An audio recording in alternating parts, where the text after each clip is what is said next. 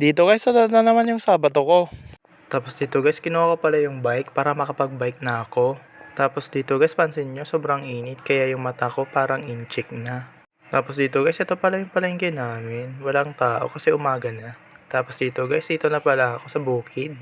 Tapos dito guys, sobrang init kaya nagpicture muna ako. Tapos dito guys, hinihintay ko nga si Baste. Tapos dito guys, ito na pala si Baste. Kukunin na namin yung water pump. Tapos dito guys, pumasok na nga kami sa mais nila. So nakikita nyo yan, mais nila yan guys. Kita nyo wala pang bunga, pero may bunga na yan. Tapos dito guys, ganito pala pumasok sa mais. Sobrang init, tapos ang kati-kati pa. Tignan nyo, parang nasa gubat ako guys. Tapos ganito yung view ng mais nila. Tapos eto na, kunin niya lang yung water pump. Nilagyan na ng kawayan at saka tali para mabuhat namin mamaya. So ayan guys, tinatali na nga ni Kuya Baste yung water pump. Tapos dito guys, binuhat na nga pala namin yung water pump. Sobrang bigat-bigat niyan. Tapos dito guys, pansin nyo guys, eto na pala, binubuo na namin yung water pump na may kawayan. Sobrang bigat niyan guys. Tapos dito guys, ito na, tinatali na ni Kuya Baste sa tricycle para matali niya. Dapat nitali to kasi sobrang bigat nito. Tapos diesel kasi yan. Tapos dito guys, samang selfie lang kami. Tapos dito guys, ito pala yung mais nila sa front view. Kita nyo guys, may bunga na nga yan guys. Oh, yan yung bunga niya guys. Sobrang green, parang mais. Tapos dito guys, pansin nyo walang tanim dito kasi bala ko sana magpatayo ng bahay pero na-postpone pa rin. Ito guys, yung mga lupa na binili ko. Yan yung gagamitin sa bahay, pang tabon sa loob ng bahay guys. Tapos ito yung papaya. Tapos dito guys, ito pala yung teddy bear ko sa likod ng aking bike.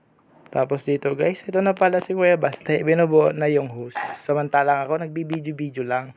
Tapos dito guys, nag-selfie nga ako ng video para makita nyo. So dyan, sinisigaw ko yan kasi dyan ako magpapatayo ng bahay. Yan, yung bakante na yan guys. Ikita nyo yan, bahay yan someday. Kaya subscribe kayo sa aking vlog para ma-witnessan nyo yung pagpatayo ko ng bahay. Tapos dito guys, groundbreaking na nga ako ng mag-isa. Tapos dito guys, ganito pala yung feeling ng mag-isa. Sobrang saya. Tapos dito guys, ito pala yung papaya na ninanakaw ng mga kapitbahay dito sa bukid. Tapos dito guys, umuwi na kami ni Kuya Baste. Tapos dito guys, binala namin magpatayo ng kubo. Nakasama ko si Ryan, katapang. Yan, nagbuot na nga siya guys. Tapos dito kasi ko na video yung paggawa namin ng papag kasi wala naman mag-video. Sobrang busy ko kasi. Kaya yan yung nangyari. Meron na kaming papag sa baba. Tapos dito guys, bahay pala to ng kambing pero sabi nila papag muna. Tapos dito guys, nagputol na pala ako ng kawayan. Tapos dito guys, dahil kulang kaya ni-stop ko muna. Yun, kaya dito guys, pansin nyo, may muna ako kasi sobrang pagod ko na. Kasama ko pala si Kuya Sunny, nagpapahinga dito sa baba. Tapos ito guys, ganito pala yung feeling kapag dito ka sa baba sa patalan. Ganito pala ang feeling guys kapag kambing ka. Charot.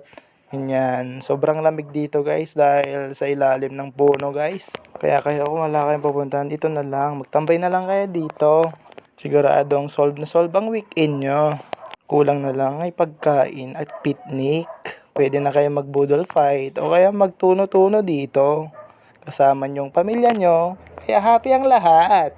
Kaya kayo kung meron kayong ganito, ano naman ngayon, kaya simulan nyo nang gumawa ng papag. Tapos dito guys, ganito na pala kainit dito. Alas 11 na kasi ng umaga. Tapos yan guys, nakikita ko yung kambing ko, kumakain na ng damo. Tapos dito guys, ganito pala yung view kapag nakahiga ka dito sa papag namin. Nakikita mo lang yung puno na gumagalaw dahil sa hangin. Tapos dito kapag naka-straight ka naman, nakikita mo yung langit tsaka puno guys. Kaya dito na lang muna guys, sobrang pagod ko kasi sa weekend na to.